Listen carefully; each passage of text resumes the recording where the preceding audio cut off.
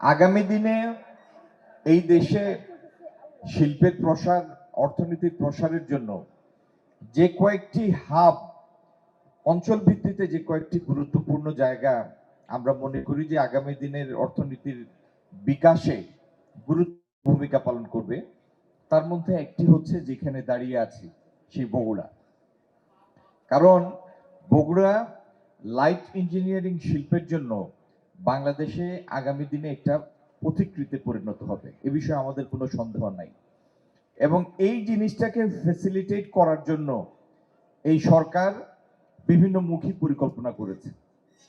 আগামী দিনে ইতিমধ্যে বগুড়ায় যে বেসিকটি আছে সেটি পরিপূর্ণ হয়ে গিয়েছে। আমরা যতটুকু জরিপ করেছি তাতে এখানে ক্ষুদ্র মধ্যম পর্যায়ের শিল্পের বা শিল্প উদ্যোক্তাদের একটি বিরাট চাহিদা রয়েছে। তো সেই চাহিদাকে প্রতি লক্ষ্য রেখে আগামী দিনে আমরা প্রায় 400 একরের একটি বেসিক শিল্প পার্ক করার পরিকল্পনা করছি এবং আমরা চেষ্টা করব এই শীতে সেই প্রকল্পের কাজটি শুরু করার জন্য। বাংলাদেশে আমার আগে মাননীয় সংসদ সদস্যদের কেউ কেউ বলে গিয়েছেন যে এই দেশে ডাবল ডিজিটের সুদে ঋণ নিয়ে কোনো শিল্প প্রতিষ্ঠান বা ব্যবসা সফল করার সুযোগ নাই। এই কথাটার সাথে কারোরই দ্বিমত নাই। আপনি যে পণ্য উৎপাদন করবেন সেটি প্রতিযোগিতামূলক হতে হবে, কম্পিটিটিভ হতে হবে। আর কম্পিটিটিভ হতে গেলে দুই উপায়ে আপনি কষ্ট কমাবেন। একটা হলো উৎপাদনশীলতা বৃদ্ধি, এফিসিয়েন্সিটা হাই হবে, প্রোডাক্টিভিটি বেশি হবে যাতে ইউনিট প্রতি খরচ। আর দ্বিতীয় হলো যেটি ঋণ করবেন তার কস্ট অফ ফান্ড কম হবে।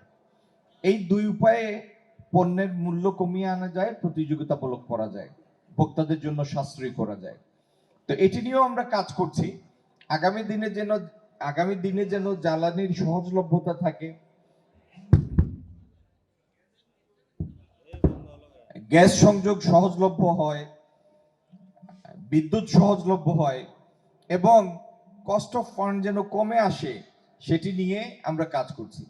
আর বিসিকে যারা শিল্প প্রকল্প করবেন তারা ক্রেডিট হোলসেলিং এর আমাদের একটা স্কিম আছে, সেই স্কিমের অধীনে যেন 6-7% সুদে ঋণ পেতে পারেন সেটির ব্যবস্থা ইনশাল্লাহ হবে।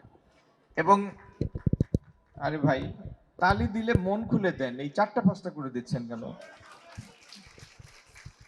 এই শিল্প পার্ক যখন হবে আমরা শুধু পার্কটা ডেভেলপ করে ছেড়ে দিব না, এখানে যেন কারিগরি প্রশিক্ষণের ব্যবস্থা হয়, এটির সাথে যেন একটা স্কিল ম্যানপাওয়ার বেস আমরা ডেভেলপ করতে পারি এবং কোন কোন শিল্প প্রকল্প করবেন সেটির জন্য আমরা তথ্য এবং কারিগরি সহায়তার ব্যবস্থা করব যাতে এই শিল্প প্রতিষ্ঠানগুলি সাস্টেইনেবল হয়, আবার 1 বছর 2 বছর পরে পথ হারিয়ে না বসে সাস্টেইনেবল হয়, সেটি নিশ্চিত করে এখানে শিল্প প্রকল্পের ব্যবস্থা হবে।